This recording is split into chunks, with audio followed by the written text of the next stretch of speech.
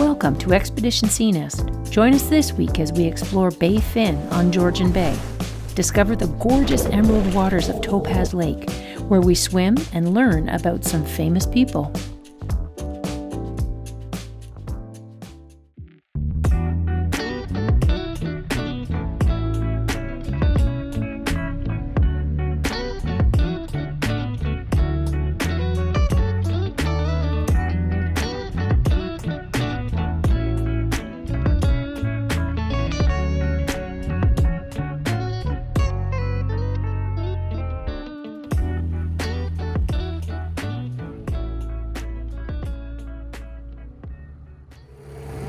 So we had a good night fishing. Great. I only got one fish, but it's a good size. It's a doozy. The doozy would be great for dinner. Get that in there. I'll show it to you later. We almost didn't go because we were being lazy. I'm glad we did.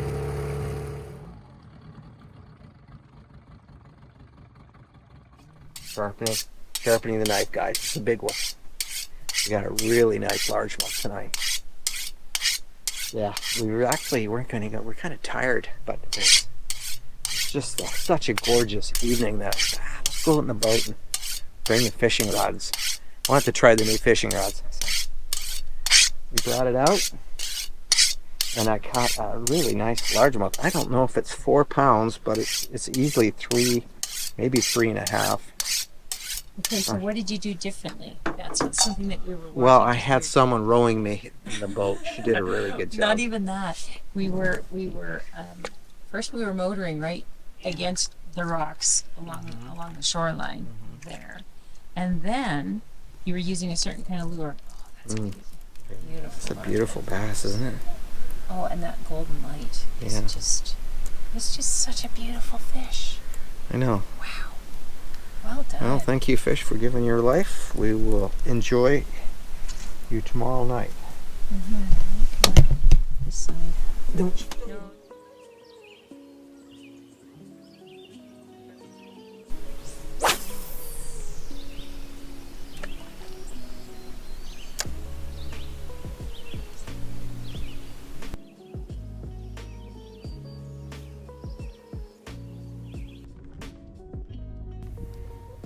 That morning, we took a dinghy ride to a hiking trail that led to Topaz Lake. The landscape of Northern Ontario has served as an inspiration to many artists and nature lovers, but none more famous than the Canadian painters who called themselves the Group of Seven. The Group of Seven was actually a misnomer because there were more than 7 members over the life of the group. Their inspiration, too, came from another gifted painter, one of my personal favorites, Tom Thomson, who died tragically 3 years before the group was formed in 1920. A number of years ago, I did a paint paddle trip in Killarney, and I picked up this fabulous coffee table book by Jim and Sue Waddington. The book documents their travels over 3 decades. Their mission was to find the exact locations where members of the Group of Seven sat and created their masterpieces. Jim and Sue hiked, canoed, spoke with locals, and used archival photos to lead them to places all over the country. But for this episode, I'm specifically focusing on paintings that were from the Killarney and Georgian Bay area, where we traveled with Seanest. I've chosen a few images here of the La Cloche Mountains and Topaz Lake to illustrate my point. After numerous highly critical reviews of their work, the Group of Seven eventually came to be known as some of Canada's greatest landscape painters. Arthur Lismer, painting of this area. Oh, right there's the lake right there. One of the Group of Seven. Oh. Famous Canadian painters, yep.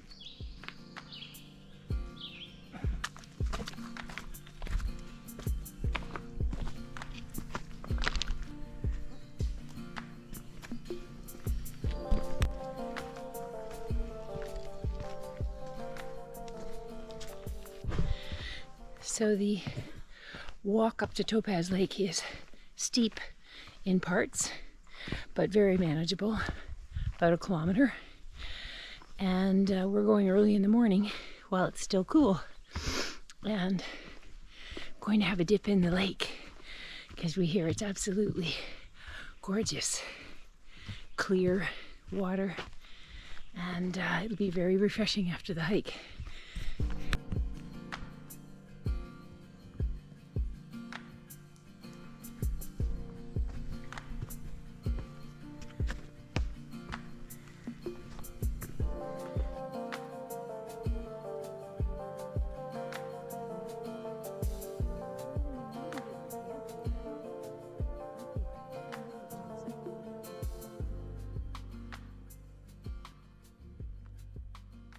Kids jumping off the rocks, maybe.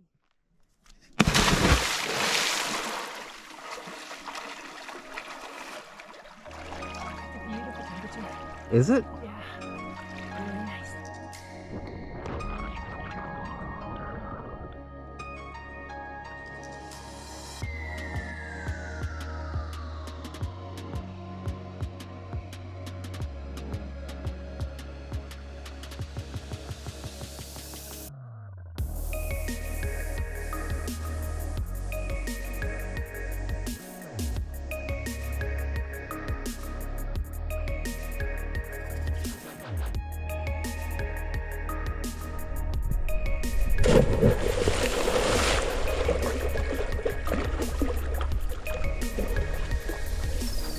It's amazing, isn't it? That is a nice temperature. Yeah, it's beautiful.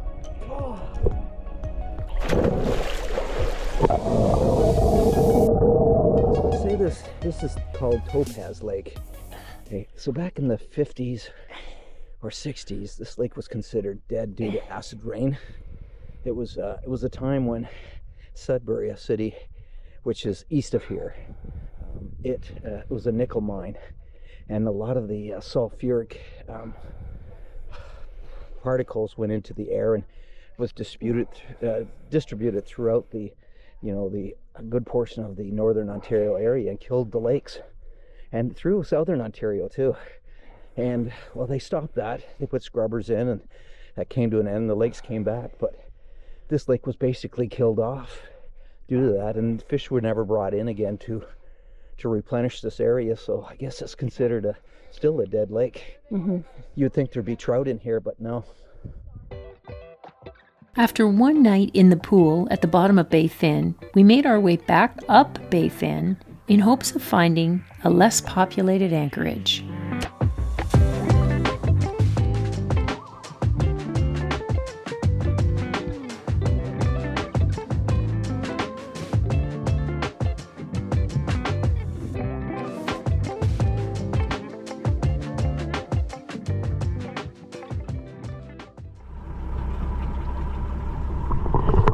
It's a little tricky what Julie is doing right now. I want to stay with the boat, and she's doing she's gonna wrap the stern line around the tree.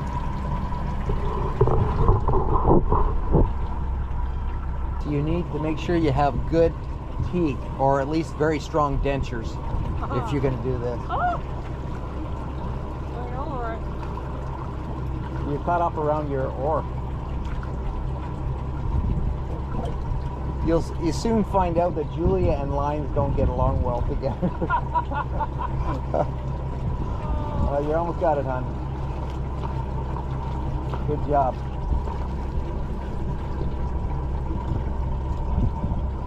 Just spit it at me. Great. Okay.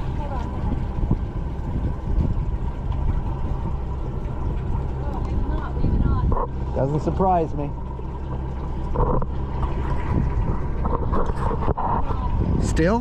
How'd you get a knot in it? All right. Pull you in? Okay.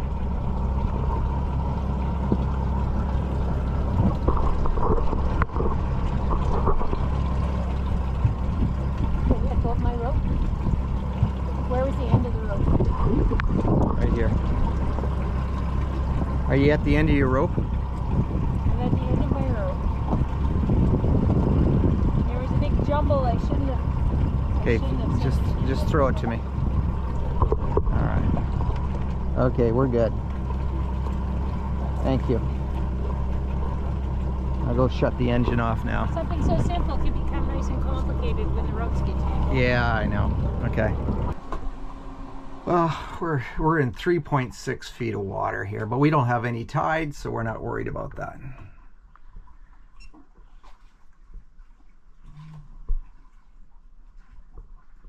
There we go.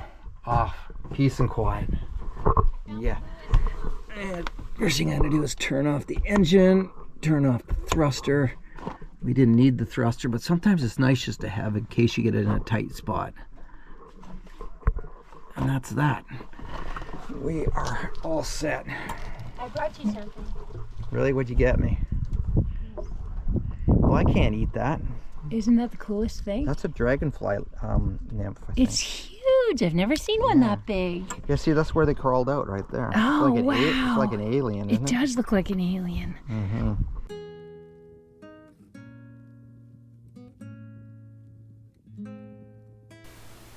Well, we've been in Baie Fin now for 2.5 days, 3 days? 2.5 days. And it's a great spot. We went down to the far end that they call it the pool. And in the pool is a nice little anchorage. It's protected in all directions, wind directions, and it actually has a really nice trail that takes you up to it's actually the part of the Killarney Provincial Park, and the trail takes you up to Topaz Lake, and continues on. It's a huge walking trail, but Topaz Lake is absolutely gorgeous. We did a great walk up there, and we did some swimming. And one thing we found with the pool, the end of Baie Fin, is that it's really, really busy. As far as there's day cruisers come in, there's a lot of boats that come in there. I mean, I'm saying there's probably 14 boats in that small bay.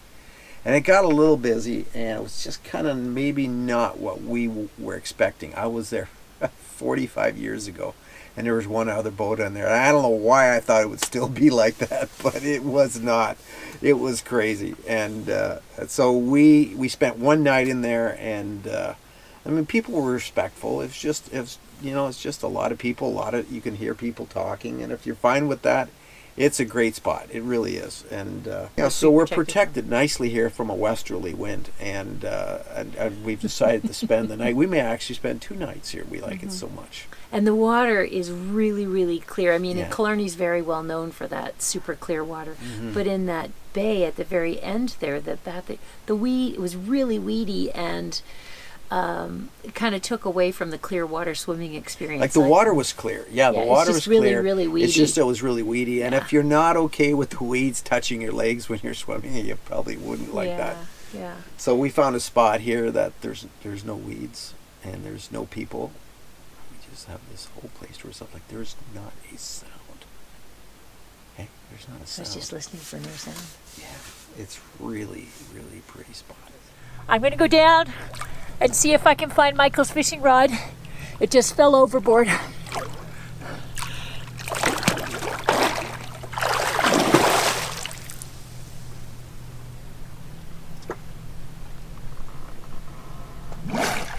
It's so clear.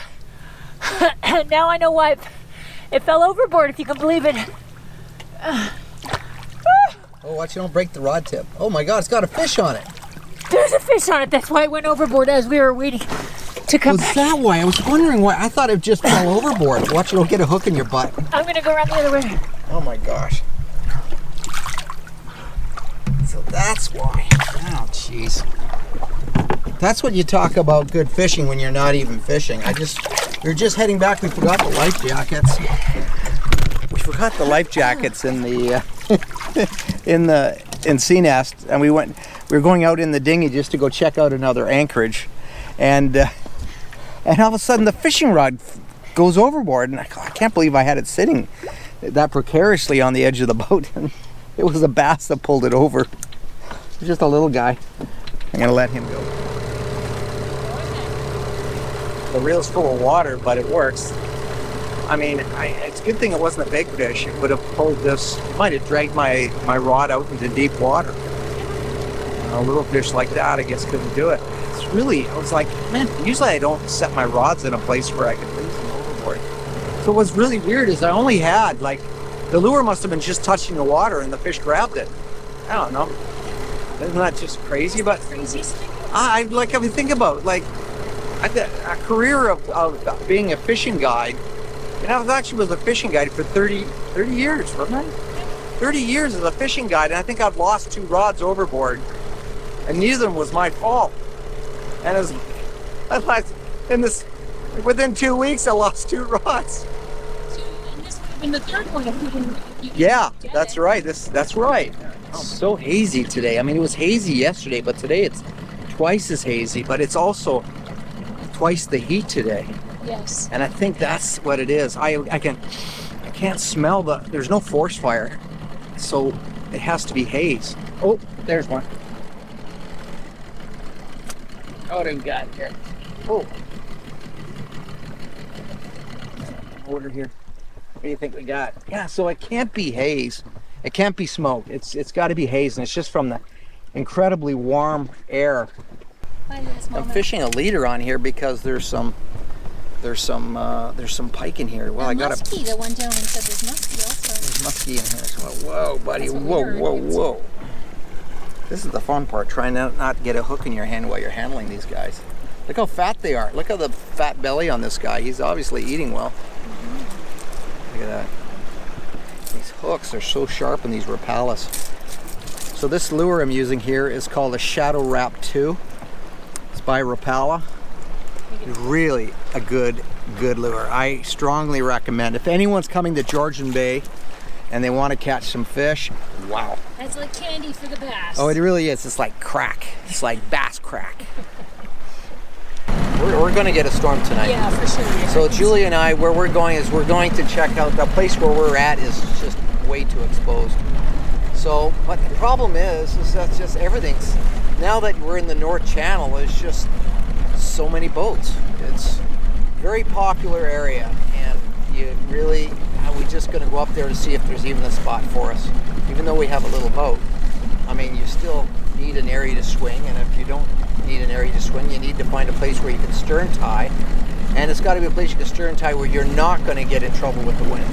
Stern tying's great if you're in a completely protected bay, but if you're in a place where it's open one way and the broad side of your boat is exposed to let's say the bay is open to a west wind, okay, and the wind's blowing out of the east, and you're like, oh, this is great, you know, we got this nice calm bay, let's stern tie, and then next thing you know it, the wind comes out of the west and it's hitting the beam of your boat, and that beam, even though on a small boat like mine, there's a lot of freeboard, it's called. Freeboard is the side of your boat, and everything, like even the cabin, you know, all the stuff we have on board the thing, like the kayak and all that. So that's all affecting it. That's giving a lot of windage. It's called windage, and when that windage is big, I mean, that anchor being tied to the shore. See, if you're at anchor, the boat just swings, and you know you don't have the windage because you're facing into the wind. But when you're stern tied, man, you can have a lot of windage because your boat can't move. It's there, so either you're most likely your anchor is going to break loose before your stern tie is, and that could lead to your boat swinging right up against the shore. Yeah, so you have to take that all into consideration when you're doing it. It's great. We love stern tying, but man, there is some times where you just don't do it. Yeah.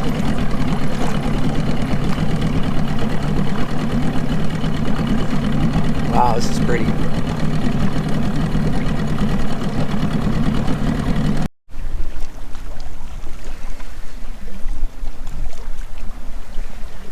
How can you tell if it's a jumper? Because he jumped. Oh, I missed it. Yeah, he's going to jump again, I think. Starting the GoPro.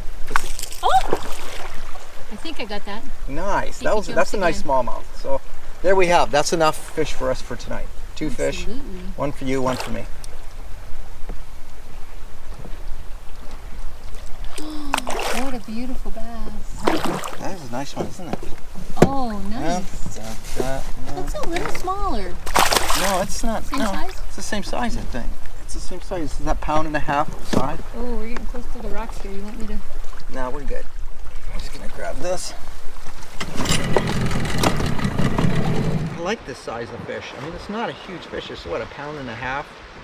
Well, I have to say, even as we're here on the boat, we're here on the dinghy, and I'm thinking about canoe camping, which I've done a lot of, and I'm thinking, imagine paddling in this wind the whole day, paddling up this inlet, and what kind of sore back and sore shoulders you'd have when you get there. And here I am sitting on some life jackets in the dinghy, just having a lovely, relaxed afternoon. Michael's fishing. I mean, this is pretty nice, pretty relaxed and chill. You don't get a workout in the same way, but it's pretty lovely. Yeah, but we did spend the whole morning working. Yeah, we did office work, and we did go for a swim back and forth to the island, so there's a bit of exercise, but